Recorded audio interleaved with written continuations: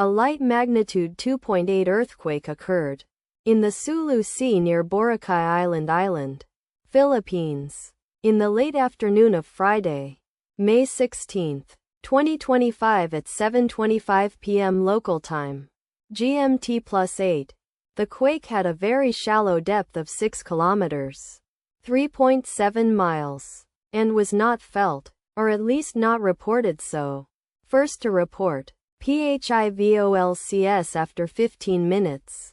Data source from Volcano Discovery.